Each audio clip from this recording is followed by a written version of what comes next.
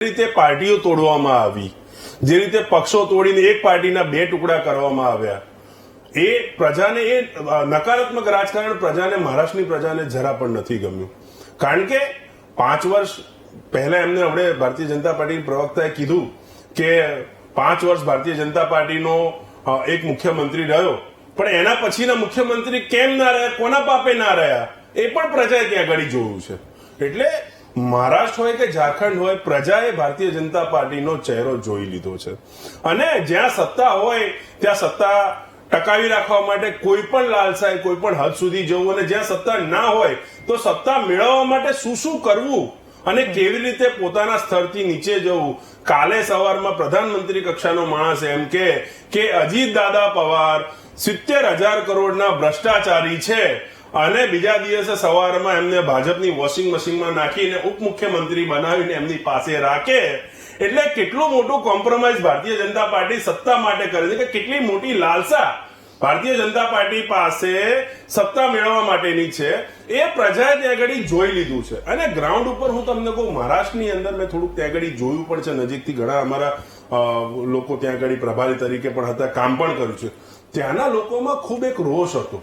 જેવી રીતે મોદી સાહેબે પોતે, હું બીજા ભારતીય જનતા પાર્ટીના પ્રવક્તાઓની એની વાત નહીં કરું, મોદી સાહેબે ત્યાં આગળ જેવી રીતે શરદ પવાર ઉપર પ્રહારો કર્યા હતા, જે રીતે અજીત પવાર ઉપર પ્રહારો કર્યા હતા, જે રીતે પ્રફુલ્લ પટેલને, છગન ભુજબળને તો મહાકૌભાંડી કીધા, અને એ લોકો સાથે જ પછી સરકાર બનાવી. અને સરકાર બનાવી એટલું નહીં, પોતાની સરકારમાં મિનિસ્ટર બનાવ્યા, પોતાની સરકારમાં ઉપમુખ્યમંત્રી બનાવ્યા, અને પછી એમને છગન ભુજબળ માટે તો ઈડીની ફાઇલો ખોવાઈ ગઈ છે એવા સ્ટેટમેન્ટો પણ આવ્યા. એટલે પ્રજાએ જોઈ લીધું કે ભારતીય જનતા પાર્ટીને એન કેન પ્રકારે માત્ર સત્તા મેળવી છે, એમને ભ્રષ્ટાચાર કે લોકોના કાર્યથી કોઈ લેવા દેવા નથી. એટલે ગ્રાઉન્ડ ઉપર ખૂબ એટલો મોટો વિરોધ ભારતીય જનતા પાર્ટીનો હતો. એ જોતા 100% હું તમને ચોક્કસપણે કહું કે કોંગ્રેસ ઇન્ડિયા ગઠબંધનની સરકાર મહારાષ્ટ્રમાં અને ઝારખંડની અંદર પણ તમને જોવા મળશે. હજી શરૂઆત છે, એટલે કે વધુ કેવું યોગ્ય નથી, પણ 12 વાગ્યા સુધી તમે જોશો કે બંને રાજ્યની અંદર ઇન્ડિયા ગઠબંધન બહુમતી મેળવશે. અને સાથે જેટલી જગ્યાએ પેટા ચૂંટણી થઈ રહી છે, એ બધી પેટા ચૂંટણીની અંદર ઇન્ડિયા ગઠબંધન તમને આજે આગળ જોવા મળશે. આપણી સાથે મહેશભાઈ છે. મહેશભાઈ, ઇન્ડિયા ગઠબંધન જીતવાનો દાવો તો કરી રહ્યા છે અત્યારે રાજેશભાઈ, પરંતુ તમને શું લાગે છે કે ઇન્ડિયા ગઠબંધન જીતે? મહારાષ્ટ્રનો સવાલ મારા માટે એટલા માટે જ મહત્વપૂર્ણ છે કે 48 કલાકમાં સરકાર બનાવવી પડશે. ચલો કોંગ્રેસ જીતે, રાજેશભાઈ તમને જ પૂછી લઉં કે કોંગ્રેસ જીતે કે ભાજપ જીતે, એટલે કે મહારાષ્ટ્રમાં મહાવિકાસ અઘાડી જીતે કે મહાયુતિ ગઠબંધન જીતે, તો 48 કલાકમાં શું એ લોકો સરકાર બનાવી શકશે? એટલે આ બહુ મહત્વપૂર્ણ પ્રશ્ન છે. કારણ કે સીએમ ને લઈને તો કેટલાય નામો, બધાને સીએમ બની જવું છે. ગઠબંધનમાં એક જ સીએમ હોય, કોઈ હજી એ લોકોએ રૂલ્સ કોઈ નક્કી નથી કરેલો, અને ટાઈમ લિમિટ પણ ઓછો છે. તો તમને શું લાગે છે કે ગમે તે જીતે, પરંતુ સરકાર બનાવવામાં એ લોકો સફળ થશે કે પછી રાષ્ટ્રપતિ શાસન જશે? ના, એટલે જેની પણ બહુમતી આવશે, એમને જો આ સમય રાષ્ટ્રપતિ શાસનનો સમય ના ભોગવવો હોય, પછી પડદા પાછળની રાજનીતિ ના થાય, એ કરવું હોય તો તાત્કાલિક જે છે એમને નિર્ણય લઈ અને સરકાર રચવા માટે મુખ્યમંત્રીને નક્કી કરી નાખવો પડે. આ બહુ શોર્ટ ટાઈમ લિમિટ છે. એટલે સારું છે કે હોર્સ ટ્રેડિંગ કરવા માટેનો સમય પણ જે તે પાર્ટીનો ઓછો મળશે. બીજી પાર્ટીની અંદર અલગ અલગ વિચારધારાના લોકો ભેગા થઈને લડે છે, તો એની યુનિટી કેટલી છે એ પણ લોકોને ખબર પડી જશે, અને વ્યક્તિગત મહત્વાકાંક્ષાઓ કેટલી ક્લેશ થાય છે, આ બધા જ પ્રશ્નો જે છે પરિણામો પછી છે. એટલે જ મહારાષ્ટ્રની ચૂંટણી એક એવી ચૂંટણી છે જો સ્પષ્ટ બહુમતી બેમાંથી કોઈ પણ ગઠબંધનને નથી મળતી, તો એના પછીની જે રાજરમતો છે એ રાજરમત માટે બહુ જ લાંબો સમય છે. ગઈ વખત થયું હતું એવો પોલિટિકલ ડ્રામા કરવા માટેનો બહુ મોટો સ્ક્રીન પ્લે લખવા માટેની સમય જે છે એ નથી, અને એટલા માટે તાત્કાલિક જે છે એનો નિર્ણય જે પણ આવશે એમને કરવો પડશે.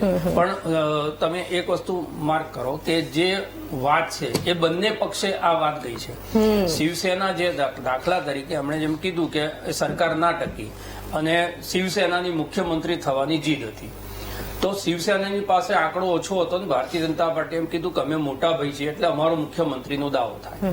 પણ સરકાર તોડ્યા પછી માત્ર 40 ધારાસભ્ય વાળા શિંદે સાહેબને મુખ્યમંત્રી બનાવવા ભારતીય જનતા પાર્ટી રાજી થઈ ગઈ. તમે બિહારમાં જુઓ તો નીતિશ કુમાર એ ભારતીય જનતા પાર્ટી કરતા અડધા માર્કે હતા, તે છતાં બિહારમાં નીતિશ કુમારને મુખ્યમંત્રી બનાવવામાં ભારતીય જનતા પાર્ટીને કોઈ વાંધો નહોતો.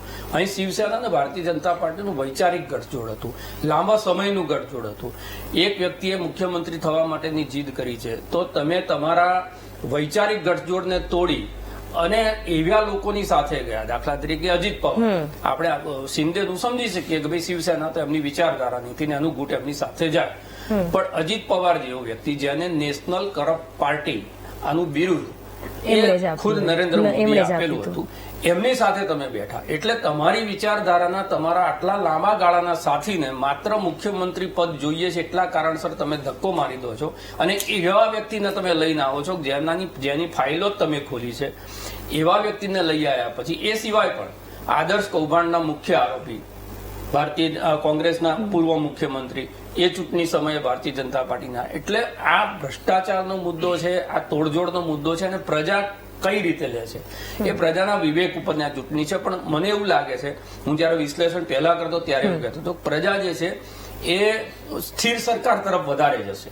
એને જેમ લાગશે કે ભાઈ આ સરકારની અંદર જવાથી મહારાષ્ટ્ર સ્થિર થાય છે, કારણ કે મહારાષ્ટ્ર એ આર્થિક કેપિટલ છે અને દેશના અર્થતંત્ર ઉપર બહુ મોટી એની અસર છે. એટલે આવી સરકારો રહે તો નીતિ વિષયક નિર્ણયો પણ બદલાતા જાય, એની જે સ્ટેબિલિટી છે એના ઉપર અસર થાય, તો એની સાથે સાથે એના ધંધા વેપાર એના બધા ઉપર અસર થાય. એટલે ત્યાંની જે પ્રજા છે એ મોટા ભાગે એવી સરકારની રચના કરવા માટે તત્પર હશે, કારણ કે ત્યાંનો મતદાતા છે પોલિટિકલી બહુ મેચ્યોર છે. એટલે આ બધામાંથી બહાર નીકળી. અને સૌથી મોટી વાત એ છે કે પુરુષ મતદાર અને મહિલા મતદારની અંદર માત્ર 30 લાખનો તફાવત છે. 4 કરોડ ને 9 લાખ પુરુષ મતદારો છે, 4 કરોડ ને 60 લાખ જે છે એ સ્ત્રી મતદારો છે. એટલે મહિલા મતદારો જે છે એ પણ આ બધા જ વિષયો છે અને કેવી રીતે લે છે એ બહુ મહત્વપૂર્ણ છે. મહેશભાઈ, જેવી રીતે રાજેશભાઈ કહ્યું કે શરદ પવાર એનસીપી જૂથનું જે છે એની ફાઇલ ખોલાવનાર જ જે સત્તા પક્ષમાં છે એ લોકો હતા. હવે એમની સાથે ગઠબંધન કર્યું. વિચારધારા બંનેની અલગ છે, એનસીપીની વિચારધારા અલગ છે, ભારતીય જનતા પાર્ટીની વિચારધારા અલગ છે, પરંતુ સત્તા માટે બંને જયારે એક સાથે આવ્યા છે ત્યારે મહારાષ્ટ્રની જનતા શું સ્વીકારશે? જો રાજેશ સરની કેટલીક વાતો સાથે, વિશ્લેષક સાહેબ રાજેશ સાહેબની કેટલીક વાતો સાથે હું સહમત બી છું. હવે હું તમને ગઠજોડની રાજનીતિ શરૂ ક્યાંથી થઈ એ હું તમને સમજાવું. અલાયન્સ બે પ્રકારના હોય છે, pre poll alliance, post poll alliance. Post poll alliance કોને કહેવાય છે? 2014માં મહારાષ્ટ્રની ચૂંટણી થઈ ત્યારે બધા અલગ અલગ લડ્યા હતા અને ત્યારબાદ નક્કી થયું કે ચલો આપણે કોની સાથે સરકાર બનાવી છે, અને પોસ્ટ પોલ અલાયન્સ કહેવાય. બરોબર છે, ઇટ્સ ઓકે. ત્યારે અમારી 124 આવી, એમની 67 કે 68 આવી અને સરકાર બની. હવે 2019માં અમારું પ્રી પોલ અલાયન્સ હતું, મતલબ અમે અને શિવસેના ભેગા થઈને ચૂંટણી લડતા હતા અને અમારો એક આખો પક્ષ, અમારા જૂથનો એક આખો પક્ષ તોડી દેવો એને ગઠજોડની રાજનીતિ ના કહેવાય. રહી વાત વિચારધારાની, રાહુલ ગાંધીએ હમણાં અઠવાડિયા પહેલા બાલા સાહેબની પુણ્યતિથિ પર ટ્વીટ કર્યું. બાલા સાહેબ દેવગત થયા 2013 મારા ખ્યાલથી, અને એમને 12-13 વર્ષ પછી યાદ આવ્યું કે એમની પુણ્યતિથિ છે આજે. પહેલી વખત જિંદગીમાં ટ્વીટ કર્યું છે એમણે. બરોબર છે, શું આ વિચારધારાની છેડછાડ નથી? બીજી વસ્તુ, બાલા સાહેબે તો ઓલવેઝ એમ કીધું છે કે જે દિવસે મારે કોંગ્રેસ સાથે ગઠબંધન કરવું પડે તે દિવસે હું મારી પાર્ટીનું શટર ડાઉન કરી દઈશ. છતાં બી એ લોકોએ કોંગ્રેસે સ્વીકાર્યું કે ન સ્વીકાર્યું? આ જ બાલા સાહેબ ઠાકરેજીએ સોનિયા ગાંધી ઉપર વ્યક્તિગત રીતે દેશ વિરોધી કેવી રીતે છે એવા જાહેરમાં ઘણા નિવેદન છે. શું રાહુલ ગાંધીએ બાલા સાહેબના પાર્ટીને સ્વીકારી કે ન સ્વીકારી? જે એક રાજ્યની અંદર પોલિટિક્સ જ એ લેવલની હોય છે તો ઘણીટલી વખત અમારી બી મજબૂરી બની જતી હોય છે. બરોબર છે, એ મજબૂરીના ભાગરૂપે, પરંતુ અમે એ મજબૂરીનો ઉપયોગ અમારા કોઈ નિજી સ્વાર્થ માટે નહીં, મહારાષ્ટ્રના વિકાસ માટે અમે એ ઉપયોગ કરતા હોઈએ છીએ. અને વૈચારિક ઉલટીકના અમારા કરતા પણ વૈચારિક રીતે તો એ લોકોએ વધારે નુકસાન ભોગ્યું છે. એનું હું તમને એક સિમ્પલ ઉદાહરણ કરું કે ભાઈ અજીત પવારજીની પાર્ટીએ નવાબ મલિકને ટિકિટ આપી. વિધિન 1 સેકન્ડમાં મહાયુતિ તરફથી સ્ટેટમેન્ટ આવ્યું એ અમારા ઉમેદવાર નથી, અને મહાયુતિ તરફથી અમે લોકોએ ત્યાં અમારો અલગથી એક ઉમેદવાર કર્યો અને જાહેરાત કરી કે મહાયુતિ આ ઉમેદવારની પ્રચાર પ્રસાર નહીં કરશે. સો અમે તો શક્ય હોય તેટલું ઓછું કોમ્પ્રોમાઇઝ કર્યું છે, જ્યારે એ લોકોએ તો 360 ડિગ્રી કોમ્પ્રોમાઇઝ કર્યું છે? કોમ્પ્રોમાઇઝ તો બંને પક્ષોએ કર્યું છે ને. સત્તા માટે મહાવિકાસ અઘાડી હોય, મહાયુતિ ગઠબંધન હોય, બંનેમાં જેટલા પણ જે પક્ષો છે બંને પક્ષોની વિચારધારાઓ અલગ જ છે. ખેર, આપણે ઝારખંડ પર આવીએ તો શું લાગી રહ્યું છે રાજેશભાઈ? કોંગ્રેસને એ સવાલ કરવો છે કે જે એક્ઝિટ પોલના આંકડા આવ્યા છે ને અત્યારે પણ આપણે જે રીતે જોઈ રહ્યા છીએ, ભાજપ પર અત્યારે 20 બેઠકથી અત્યારે આગળ છે, કોંગ્રેસ 16 બેઠક પર છે.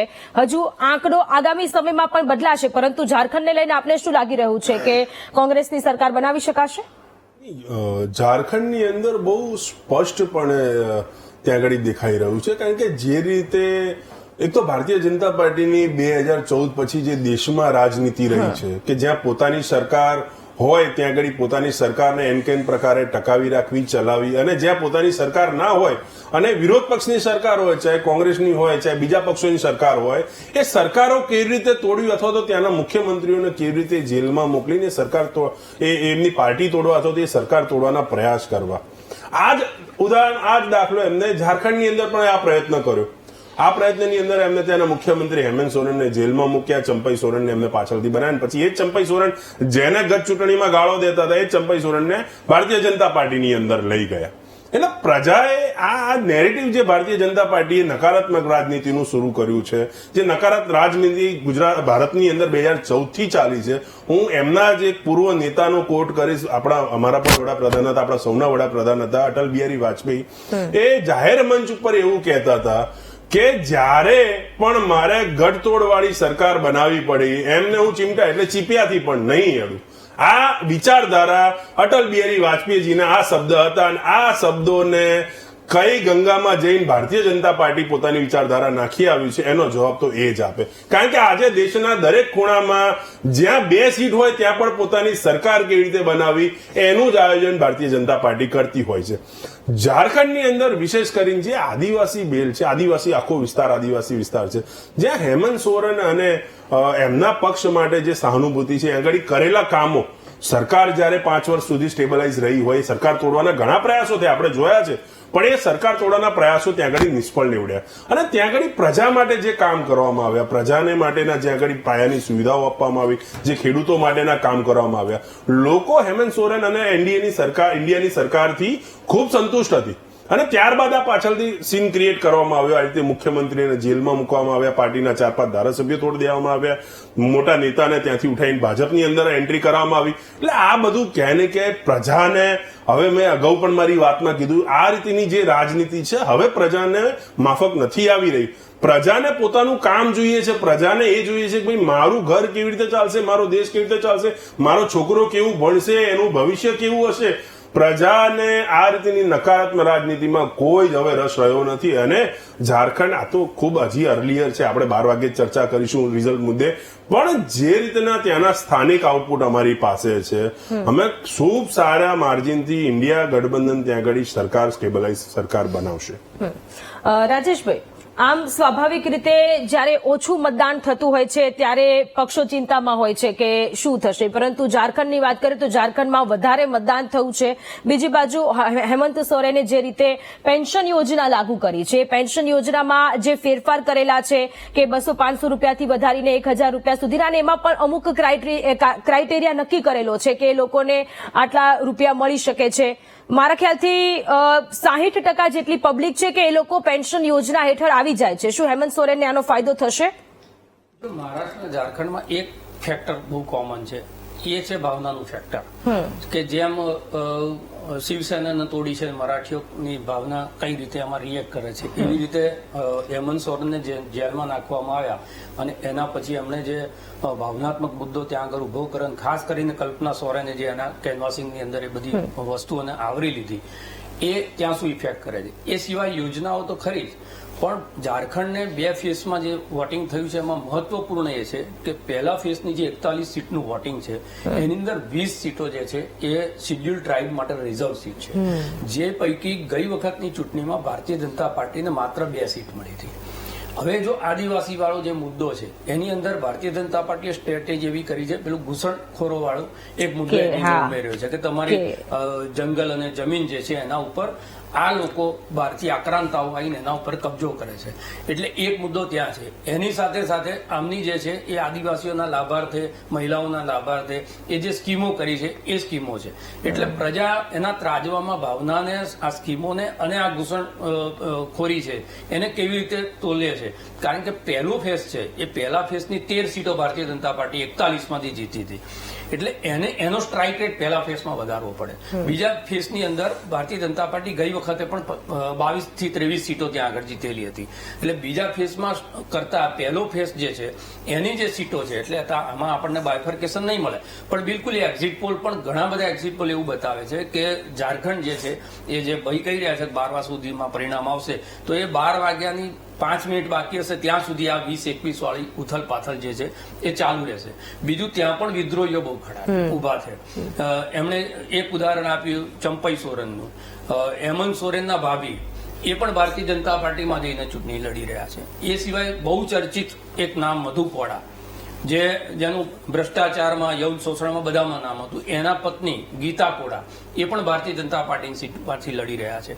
અને ભારતીય જનતા પાર્ટીના પૂર્વ મુખ્યમંત્રીને હરાવનાર રણવીરસિંહ જે ભાજપમાં હતા, એમને ટિકિટ ના મળી એટલે ભારતીય જનતા પાર્ટીની સામે અપક્ષ ઉમેદવારી કરે. એ સિવાય 22 વિદ્રોહીઓ એ કોંગ્રેસમાં ટિકિટ ના મળી એટલે લડતા હોય કે ભારતીય જનતા પાર્ટીમાં લડતા હોય, એટલે આ અપક્ષ વાળું ફેક્ટર એ કેટલું કામ કરશે. બીજું ત્યાં આગળના માર્જિન બહુ જ ઓછા હોય છે, અને એટલા માટે આ જે વસ્તુઓ છે એ ઝારખંડમાં કેવી રીતે લોકો રિએક્ટ કરે છે એ સૌથી મોટું જોવાનું. જ્યાં સુધી વાત છે વિચારધારાની, તો હું કાયમ કહું છું કે હવે વિચારધારા, આઈડિયોલોજી, સિદ્ધાંત, મૂલ્યો આ બધા ટીવી ડિબેટ પૂરતા મર્યાદિત છે. આ સ્ટુડિયોની બહાર એનું કોઈ બહુ વેલ્યુ એટલા માટે નથી. બંને પક્ષે આ પ્રકારના વૈચારિક કજોડા કર્યા છે. એ જે કહી રહ્યા છે કે બાલા સાહેબ ઠાકરેનું સ્ટેટમેન્ટ આપે છે, તો બાલા સાહેબ ઠાકરે ગુજરાત વિરોધી રાજનીતિ, મુંબઈ આમચીનો નારો બાલા સાહેબ ઠાકરે આપ્યો હતો. ગુજરાતીઓના બોર્ડ હોય, દુકાનો સળગાવી મનસે ઉત્તર પ્રદેશ, બિહાર ના લોકોની વિરુદ્ધમાં રાજનીતિ કરીને પોતાનું પ્લેટફોર્મ ઉભું કરવાની એને પ્રયત્ન કર્યો હતો. બાલા સાહેબ ઠાકરેનું જે નિવેદન કોટ કરે છે, તમારે એ નિવેદન પણ કોટ કરવું પડે કે જ્યારે આખા દેશની અંદર ઇમરજન્સી લાગી, જેને ભારતીય જનતા પાર્ટી કાળા દિવસ તરીકે ઉજવે છે, એ ઇમરજન્સીનું સમર્થન કરનારો આખા દેશમાં એકમાત્ર કોઈ નેતા હોય તો બાલા સાહેબ ઠાકરે હતા. ગુજરાતના પહેલા વડાપ્રધાન મોરારજીભાઈ દેસાઈ એ મહારાષ્ટ્રની અંદર જતા હતા અને એમને હાઈવે ઉપર પથ્થરમારો કરી, કાળા વાવટા સળગાવી અને મહારાષ્ટ્રમાં પ્રવેશ બંધી કરનાર એ બાલા સાહેબ ઠાકરે હતા.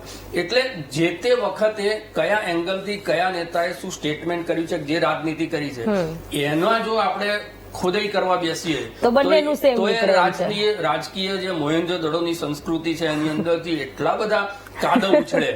પણ સવાલ એ છે કે આ બધા મુદ્દાથી પ્રજાને શું લેવા દેવા?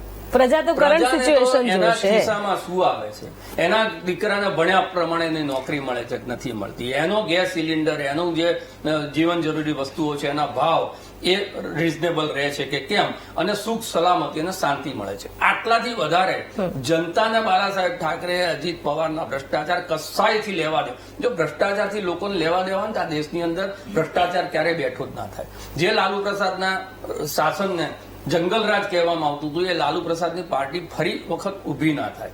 એટલે ભ્રષ્ટાચાર એ કેટલો મોટો મુદ્દો છે એ પણ હવે ક્યાંક ને ક્યાંક વિષય બનતો જાય છે. એટલે મૂળ વિષય એ છે કે મહારાષ્ટ્ર, ઝારખંડમાં આ જ બધું ચર્ચાયું છે. જનતાના હિતના પ્રશ્નો એની ચર્ચા ખૂબ જ ઓછી થઈ છે. અને અત્યારે આપણે પરિણામો તો હવે આવવાના છે, જે વાતો ત્યાં આગળ થઈ ગઈ અને પ્રજાના વિવેક ઉપર આપણે છોડી દઈએ છીએ કે શું મેન્ડેટ આપે છે, અને એ બધાએ સ્વીકારવો પડશે. 12 વાગ્યા સુધી બંને પાર્ટીઓ જે આરતી હશે એમ જ કહેશે કે ભાઈ 12:10 અમે જીતીશું, 12:10 આવશે એટલે કે 12:30 જીતીશું. આખરી પરિણામ ના આવે ત્યાં સુધી એમની ફરજ છે, એ એમની પાર્ટીને ડિફેન્ડ કરે, એ એમની પોતાની ફરજ છે. પણ આ જે બધી વાતો ચાલી રહી છે કે કોંગ્રેસે શું કર્યું, ભાજપે કોને લઈ લીધા, કોને નથી લીધા, કાલ ઉઠીને એવી પરિસ્થિતિ આવે કે આ જેટલા માટલા ઉદ્ધવની સામે ધોવાઈ રહ્યા છે, એ ઉદ્ધવ ભારતીય જનતા પાર્ટીને સપોર્ટ આપવા તૈયાર થાય, શું ભારતીય જનતા પાર્ટી નહીં લે? અજીત પવારે જે શરદ પવારની પીઠ પાછળ ખંજર ભોગી એક વખત એમણે કરી ચુક્યા છે, શપથ લીધા હતા અને પાછા એમને લીધા છે. સરકાર બનાવવા માટે કંઈ પણ કરી શકે છે પક્ષો. સૈદ્ધાંતિક રીતે તમે એમ કે અમારી સાથે દ્રોહ કરે પાછા નહીં આવો, તમે લેવા. સૌથી મોટું ઉદાહરણ વૈચારિક કજોડાનું શિવસેના અને કોંગ્રેસ છે, અને બીજું સૌથી મોટું ઉદાહરણ જો હોય તો મહેબૂબા મુફ્તી અને ભારતીય જનતા પાર્ટી. હવેના સિદ્ધાંત એટલે સત્તા. હવેના સિદ્ધાંત જે છે એ માત્ર સત્તા કેન્દ્રિત સિદ્ધાંતો છે. સત્તા મળતી હોય તો તમામ પ્રકારના સમાધાન બધી જ રાજકીય પાર્ટીઓ, આમાં કોઈ આ રાજકીય અમામમાં બધા જ નિવસ્ત્ર છે. એટલે કોઈએ વિચારધારા, આઈડિયોલોજી, સિદ્ધાંતો, મૂલ્યો, આદર્શો, આ બધી વાતો ઠીક છે તમે અહીંયા સ્ક્રીન ઉપર કરો, પણ સ્ક્રીનની બહાર કોઈ પણ રાજનીતિક પાર્ટીઓએ આ બધા આદર્શોને જાળવી રાખ્યા નથી. કારણ કે પ્રજાના પ્રશ્નોને લઈને એ જે ચર્ચા થવી જોઈએ એ હવે વિચારધારા પર શિફ્ટ થઈ ગઈ છે. આમણે આવું કીધું હતું એના પર શિફ્ટ થઈ ગઈ છે. બંને પક્ષોની મહારાષ્ટ્રમાં જે પરિસ્થિતિ છે, આમ તો આખા દેશમાં જેવી રીતે લોકોના પ્રશ્નોની ચર્ચા થવી જોઈએ એ પ્રશ્નોની ચર્ચા નથી થતી, પરંતુ બધા લોકો એકબીજા માથે ઢોળવાનો પ્રયત્ન કરતા હોય છે. મહેશભાઈ, ઝારખંડમાં હેમંત સોરેન જેવી રીતે દાવો કરી રહ્યા છે કે સરકાર બનશે, કોંગ્રેસનો દાવો છે, ઇન્ડિયા ગઠબંધનનો દાવો છે કે ત્યાં સરકાર બનશે. જેવી રીતે એક્ઝિટ પોલના આંકડા આવ્યા, આપણે પહેલેથી હું એવું જ કહું છું કે 50-60% રેશિયાને જ હું એક્ઝિટ પોલમાં ગણું છું, કારણ કે છેલ્લા ઘણા સમયથી એક્ઝિટ પોલના જે આંકડાઓ છે તે નથી 80%, 90% સુધી, 70% સુધી બી નથી પહોંચી શકતા. એટલા જ માટે હું 50 થી 60% કહું છું. એ એક્ઝિટ પોલના આંકડા પ્રમાણે 36 થી 39 જેટલી બેઠકો ભારતીય જનતા પાર્ટીને, એનડીએ ગઠબંધનને ઝારખંડમાં મળી શકે છે. તો અપક્ષના જે કિંગ મેકર બની શકે છે, તો શું એ અપક્ષોની સાથે ગઠબંધન કરી અને સરકાર બનાવશે? શું કરશે? શું એમની સ્ટ્રેટેજી હશે ભાજપની? પહેલી વાત તો હું એ કહું છું કે ભારતીય જનતા પાર્ટી ત્યાં પૂર્ણ બહુમતથી સરકાર બનાવશે, નંબર 1. નંબર 2, ઘણીટલી વખત પ્રજાનું મેન્ડેટ જ એવું હોય છે કે કોઈના કોઈ રાજકીય પક્ષે કોઈના કોઈ ડિસિઝન લેવાનું હોય છે. સરે એમણે એમ કીધું કે સૌથી મોટું કજોડું એ હતું કે જમ્મુ કાશ્મીરની અંદર મહેબૂબા મુફ્તી સાથેનું ગઠબંધન. અમારું ગઠબંધન પ્રી પોલ હતું જ નહીં, પોસ્ટ પોલ ગઠબંધન હતું. મતલબ પ્રજાએ એક એવું તૂટેલું મેન્ડેટ આપ્યું કે ના છૂટકે ત્યાં સરકાર રચવા માટે, અને ત્યાંની પરિસ્થિતિ તે સમયે એટલી વિપરીત પરિસ્થિતિ હતી, એ પરિસ્થિતિને થાળે પાડવા માટે પોસ્ટ પોલ અલાયન્સ હતું અમારું. અમે સાથે નતા લડ્યા. કોમન મિનિમમ પ્રોગ્રામ, ચોક્કસ એક મુદ્દા નક્કી કરવામાં આવ્યા. શું અમે એમની સાથે ગઠબંધન કરી અને 370 ને અમારા મેનિફેસ્ટોમાંથી સાઈડ પર કાઢ્યું? ના, અમે ના કાઢ્યું. અમે તો અમારે વૈચારિક સમજોતો કોઈ કર્યો જ નથી. અને રહી વાત કે ભાઈ આજના સમયમાં વૈચારિક બાબતો નથી હોતી, હું તમને કહું છું, બરાબર છે. ભારતીય જનતા પાર્ટીના કેટલા અપફોલ ડાઉનફોલ આવ્યા, બરોબર છે. ક્યારેય અમે રામ મંદિર અમારા મેનિફેસ્ટોમાંથી સાઈડ પર નથી કર્યું, ક્યારેય અમે 370 ને અમારા મેનિફેસ્ટોમાંથી સાઈડ પર નથી કર્યું. જેવી સરકાર અમારી બનીને જેવું અમને લાગે કે અમે હમણાં સક્ષમ રીતે છીએ, ત્યારે અમે અમારા મતલબ દશકોથી ચાલતા આવતા મુદ્દાને અમે શોર્ટ આઉટ કર્યા. શું આ અમારી વિચારધારા અનુસારનું અમારું ડિસિઝન નથી?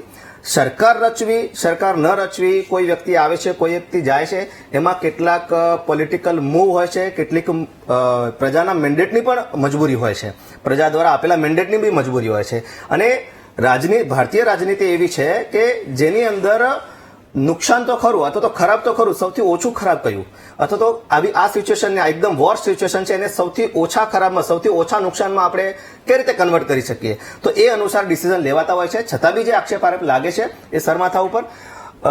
રહી વાત ઝારખંડની, તો ઝારખંડમાં તમે જુઓ તો આદિવાસી ગરીબની રાજનીતિ કરીને પોતે જ અબજો ખરબોપતિ બની ગયા. નંબર 1 આ પરિવાર.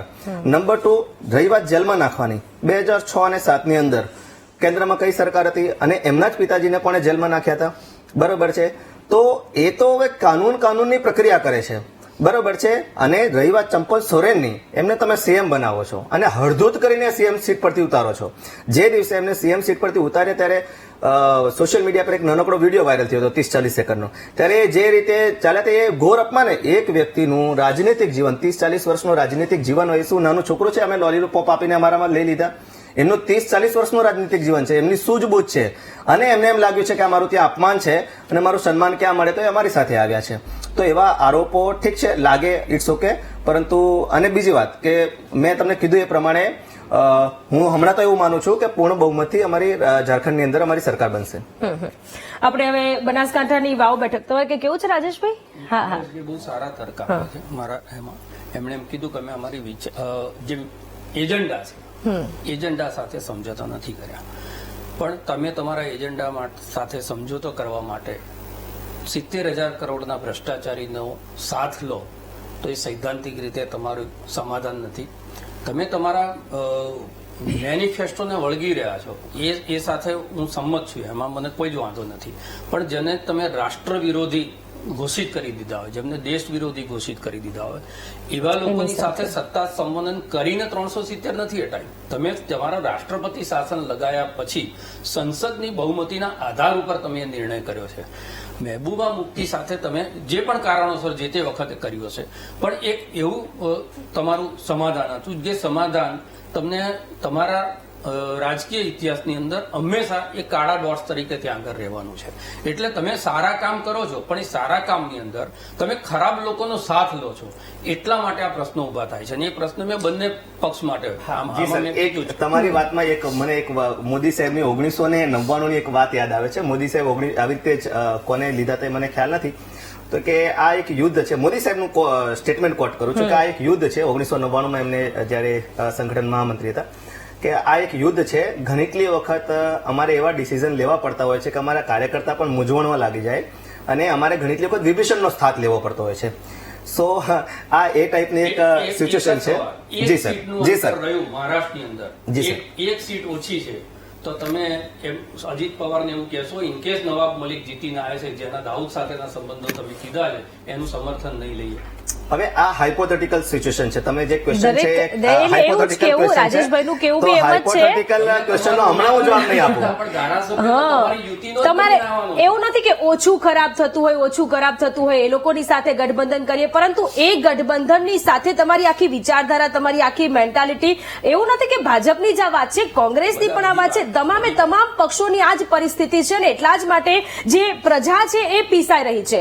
ગરીબ અત્યારે ગરીબ એટલા જ માટે થઈ રહ્યો છે કે જે ડિસ્કશન થવું જોઈએ ડિસ્કશન થતું જ નથી. પેલામનું ક્વોટ આવે છે, પરંતુ એ પ્રજાના પ્રશ્ન, એ ગરીબોના પ્રશ્ન, એ જે ગેસ સિલિન્ડરના ભાવ વધે છે એના પ્રશ્નો, રોડ રસ્તાની જે સમસ્યાઓ છે એના પ્રશ્નો નથી થતા. અને એટલા જ માટે પ્રજા પણ, હું રાજેશભાઈ તમને કહું કે એવું છે કે ચોમાસું આવશે, પાણી ભરાઈ ગયું ત્યારે બોલશે કે સરકારે આમ કર્યું, સરકારે પાણી નથી હટાવતી, આમ નથી. પણ જયારે ઇલેક્શન આવશે ત્યારે બધી વસ્તુઓ ભૂલી જશે.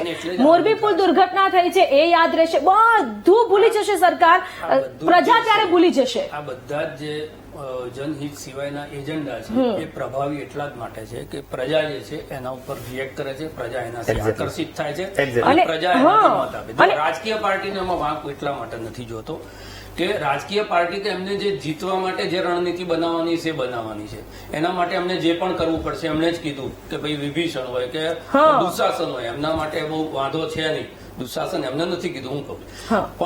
પણ સવાલ એ છે કે પ્રજા જે છે એ એને સ્વીકારી લે.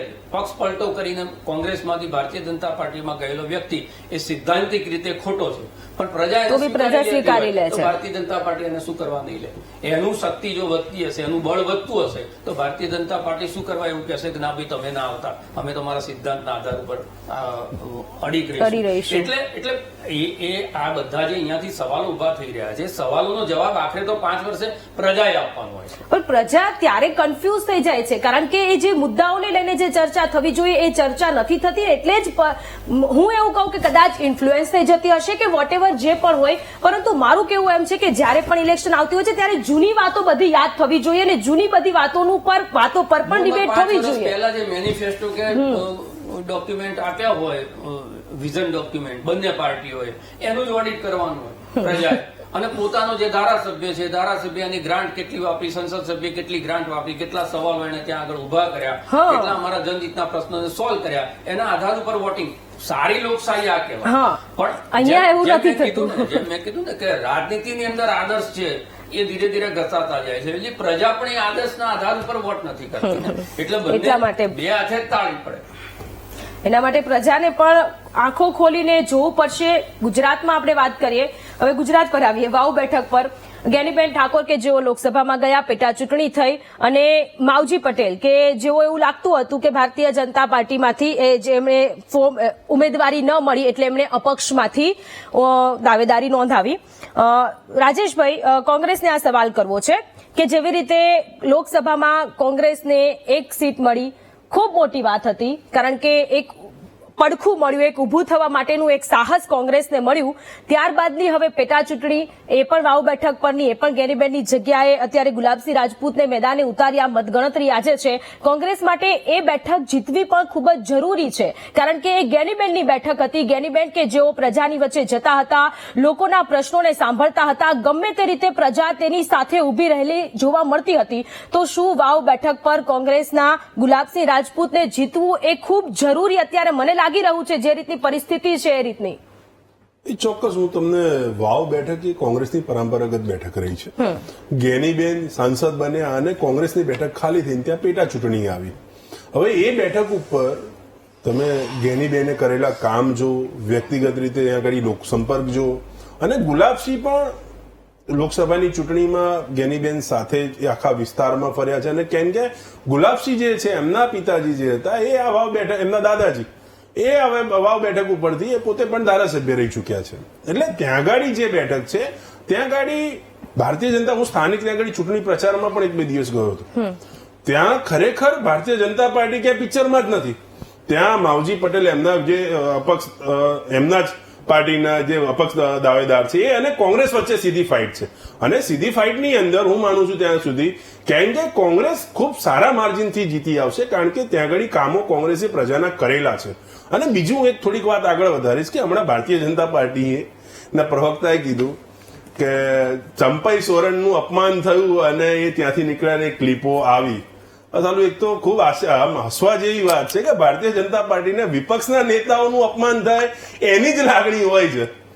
પોતાના પક્ષની અંદર જે નેતાઓ બિચારાઓ પીડાય છે, પોતાના પક્ષની અંદર જેમને આખું જીવન આપી દીધું, એ નેતાઓના અપમાનની જરા પણ ચિંતા નથી થતી. જે લોકો આખી જિંદગી ભાજપ આપી અને છેલ્લે જયારે મંત્રી બનાવવાના હોય ત્યારે કોંગ્રેસમાંથી લાવીને મંત્રી બનાવી દે. એટલે ભારતીય જનતા પાર્ટીના કાર્યકર્તાઓની એમને ચિંતા નથી, પણ વિપક્ષના જે નેતાઓ છે એમનું અપમાન થાય એટલે એમને લાગી આવે છે. સારી વાત છે કોઈનું અપમાન થતું હોય લાગી આવતું, પણ આ ક્યાંય અપમાન કોઈનું થયું નથી. સત્તા લાલસા દરેક જણાની હોય. ગુજરાતમાં આટલા બધા કોંગ્રેસના નેતાઓ લઈ ગયા. આજે જો ભાજપમાંથી કોંગ્રેસના નેતાઓને પાછા લાવવામાં આવે ને તો 2 લક્ઝરીઓ ભરાય મંત્રી અને ધારાસભ્યોની, એક નહીં. એટલે મૂળ કોંગ્રેસ જે છે ભારતીય જનતા પાર્ટીની વિચારધારા, આ તો બધું હવે મૂળ કોંગ્રેસ ભાજપની અંદર પહોંચી ગયું છે, આ એમના સત્તા લાલસાની અંદર. એટલે એવી કોઈ લાગણીઓની વાત નથી. જો લાગણી હોત તો લાલકૃષ્ણ અડવાણીજીની લાગણી જોવામાં આવી હોત 2014માં જ્યારે એમને વડાપ્રધાન બનવું હતું, જ્યારે કરવું હતું. મુરલી મનોહર જોશીજીની હાલત જોવામાં આવત. એમના સિનિયર નેતાઓની વાત કરું છું, હું નહીં.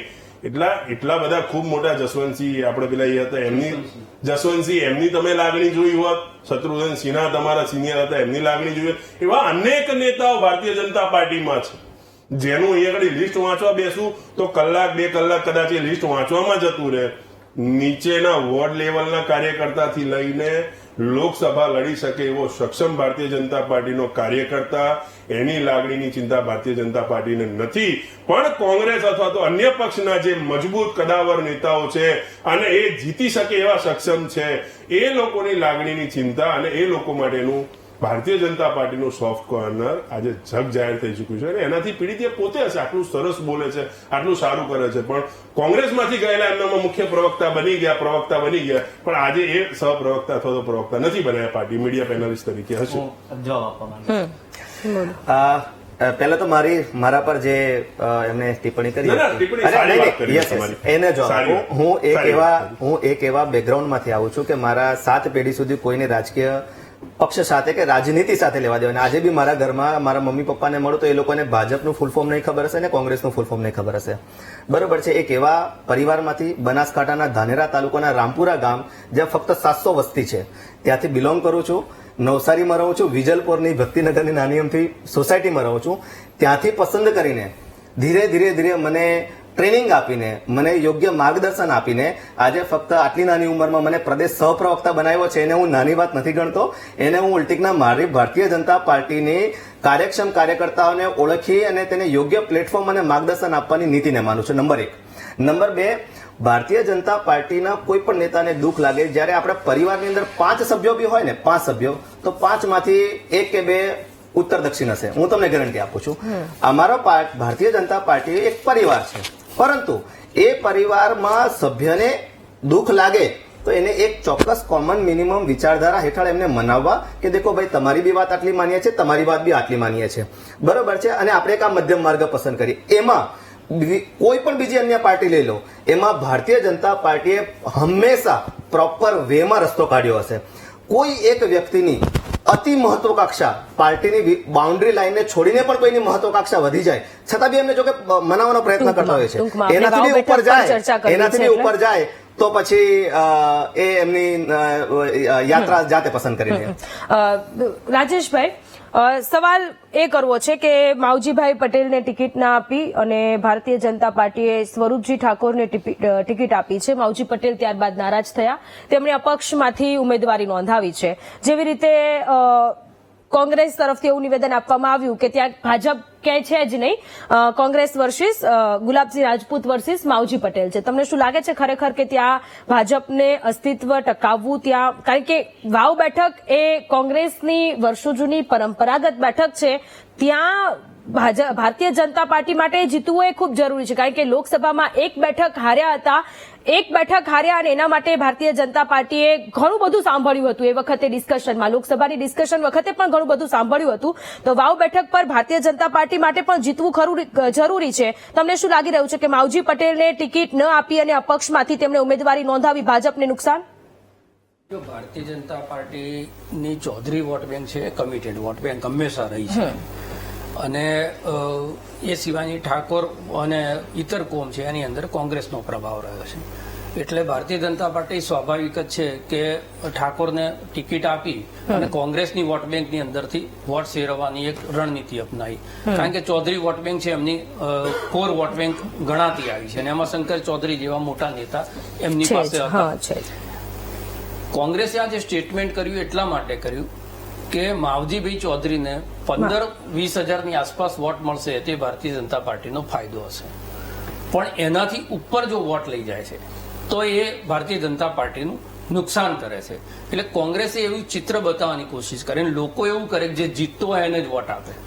તો માવજીભાઈ ચૌધરી રેસમાં છે એવું પ્રતિપાદિત થાય તો જ ચૌધરીઓની વોટ બેંક છે એનો મોટો હિસ્સો માવજીભાઈની સાથે જાય. એટલા માટે એમને સ્ટ્રેટેજી પ્રમાણે એ સ્ટેટમેન્ટ કર્યું કે અમારી લડાઈ જે છે માવજીભાઈની સાથે છે. અને તમે પરિણામમાં પણ જોજો, જો માવજીભાઈ 40-45 હજારની આસપાસ વોટ લઈ જશે તો એ ભારતીય જનતા પાર્ટીને નુકસાન કરશે. આ 15 હજારની આસપાસ જો એ સીમિત રહેશે તો એ ભારતીય જનતા પાર્ટીનો ફાયદો કરાવશે. બનાસકાંઠા એક એવું છે કે જાતિગત રાજનીતિના ચોખ્ખા ત્યાં અંદર હંમેશા ગોઠવાય છે. આજે પણ કાસ્ટિઝમ જે છે એ ત્યાં આગળ પ્રભાવી રહ્યું છે. અને આમાં બે પેજ છે. એક તો લોકસભામાં જ્ઞાનીબેન જીત્યા, પણ વાવ વિધાનસભાની અંદર જ્ઞાનીબેન ત્યાં આગળ માઇનસ હતા. એટલે જ્ઞાનીબેન એવું કર્યું, ઠાકોર વોટ બેંક તો મારી સાથે ઇન્ટેક્ટ રહેશે જ, હું જો એમ કે રાજપૂત ઉમેદવાર આપું તો દલિત રબારી સમાજનો ટેકો મળે અને ઠાકોર વોટ બેંક છે 60% મારી પાસે રહે, 40% આજુબાજુ જતી રહે તો પણ એમાં અમારો ફાયદો થશે. એટલે બંને લોકોએ રાજનીતિક સમીકરણ ગોઠવ્યા છે. પણ ભારતીય જનતા પાર્ટીએ છેલ્લા 5 કે 6 દિવસની અંદર ચૌધરી સમાજની અંદર નાની 100-200 એમનું પાસે સંઘનું મોટું નેટવર્ક છે, સહકારી મંડળીનું આખું એક જબરજસ્ત ત્યાં આગળ નેટવર્ક છે. એટલે માવજીભાઈની સાથે રહેલા સહકારી આગેવાનોને સમજાવવાની કોશિશ કરી કે માવજીભાઈ કદાચ જીતી પણ ગયા તો એ છેવટે તમે જુઓ ધવલસિંહ ઝાલાનું ઉદાહરણ છે, એમણે બળવો કર્યો તો 2000 લોકો લઈ કમલમ ગયા હતા, જીતી ગયા પછી કોની સાથે છે? પણ તમે એમની સાથે રહેશો તો ક્યાંક ને ક્યાંક તમારી સહકારી રાજનીતિમાં ભાજપની બી આ ક્યાંક સ્ટ્રેટેજી એવું લાગી રહ્યું છે. એટલે એમણે ઝીણું મેનેજમેન્ટ કર્યું. પરિણામ આવે, આજે પરિણામ છે ત્યારે વાવ બેઠક પર પણ અત્યારે ગુજરાતની જનતાની અત્યારે એ નજર જોવા મળી રહી છે. મહારાષ્ટ્ર અને ઝારખંડ માટે આજે એટલા માટે ખૂબ મહત્વનો દિવસ છે કારણ કે રૂઝાન જે આવ્યા, જે એક્ઝિટ પોલ આવ્યા, એ એક્ઝિટ પોલમાં બંને 19-20 ના ફરકની સાથે આગળ વધ્યા છે. આ ચર્ચા યથાવત રહેશે.